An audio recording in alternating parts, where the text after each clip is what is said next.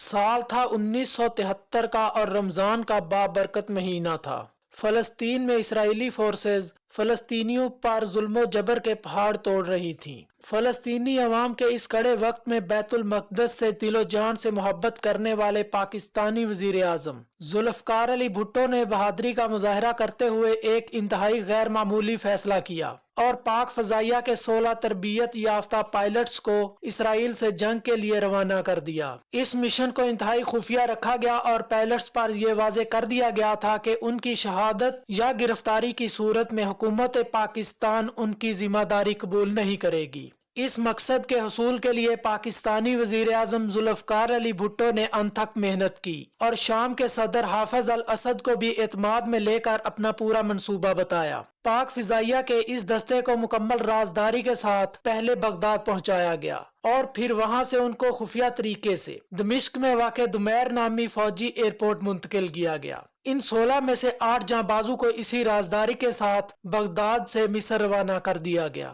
ذوالفقار علی بھٹو کی جانب سے خفیہ مشن پر بھیجے گئے پاکستانی فضائیہ کے دستے کو شام کی فضائیہ نے 67A اسکواڈرن کا نام دیا۔ وزیر اعظم پاکستان کو جنگ کا یہ فیصلہ لیے ہوئے ابھی 36 گھنٹے بھی مکمل نہیں ہوئے تھے کہ پاک فضائیہ کے یہ جانباز پرانے روسی MiG-21 F-13 کے کاکپٹ میں بیٹھ چکے تھے۔ اسرائیل نے دمشق کو اپنے جدید معراج 3 اور F-4 پینٹم جہازوں سے بمباری کر کے تباہ کر دیا تھا۔ کسی بھی غیر متوقع صورتحال سے نبرد آزما ہونے کے لیے 32 جہازوں پر مشتمل اسرائیلی ہوائی دستہ تبریہ جھیل اور بحر مردار کے چکر کاٹ رہا تھا۔ پاکستانی پائلٹس کے جہاز پرانے اور خستہ حال تھے۔ فیول کی گنجائش بھی صرف 30 منٹ کی تھی۔ انٹیلیجنس معلومات بھی نہ ہونے کے برابر تھیں، جبکہ دوسری جانب بھارتیوں کو اس پیش رفت کا علم ہو چکا تھا۔ بھارتی فوج نے پاکستانی پائلٹس کے خلاف کارروائی کے لیے اسرائیلی فوج کی معاونت شروع کر دی، جس کے بعد صورتحال انتہائی کشیدہ ہو گئی۔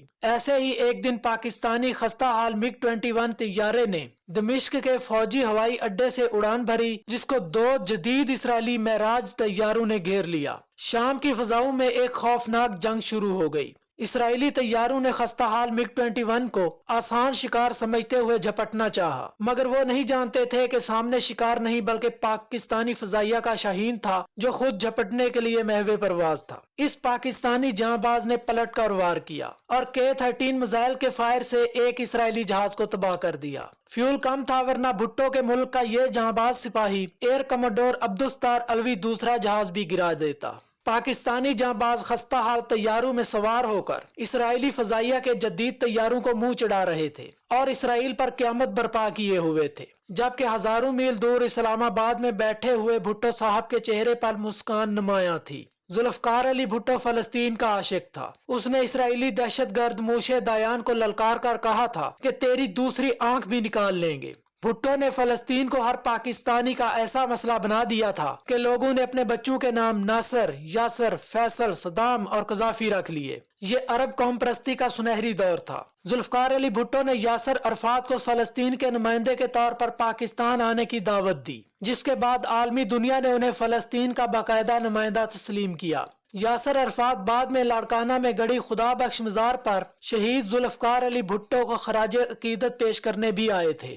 بھٹو صاحب دنیا میں فلسطین کے سب سے بڑے وکیل تھے۔ ان کو ایک ڈکٹیٹر جنرل ضیاء الحق نے شہید کر دیا تھا۔ کہا جاتا ہے کہ 1970 میں ضیاء الحق نے بطور بریگیڈیئر اردن کے شاہ حسین کے حکم پر 20,000 فلسطینی حریت پسندوں کو شہید کر دیا تھا۔ اسرائیلی دہشت گرد موشے دایان نے کہا تھا کہ بریگیڈیئر ضیاء الحق نے 11 دنوں میں اتنے فلسطینی مزاحمت کار شہید کر دیے ہیں کہ اسرائیل 20 سال میں اتنے نہ کر سکا۔ یہی وجہ ہے کہ عرب دنیا بھٹو کی دیوانی رہی اور ضیاء اور اس کی ذریت سے نفرت کرتی رہی، تا وقت کہ امریکہ نے اسلام فروشوں کے سر پر ہاتھ رکھ کر پوری دنیا میں اسلامی انتہا پسندی پھیلا دی اور پھر فلسطین فنڈ کا ڈھنڈورا پیٹنا شروع کر دیا۔ جنرل ضیاء الحق اور اس کی ذریت کے خلاف کرنل قذافی نے ایک جیالے کا کردار ادا کیا۔ حافظ الاسد نے بھٹو خاندان کو شام میں پناہ دی۔ میر شاہنواز بھٹو شہید کی عسکری تربیت فلسطینی کمانڈوز نے کی تھی۔ فلسطین کی جدوجہد پاکستان کے ترقی پسند اور لبرل طبقے کا رومانس رہا ہے۔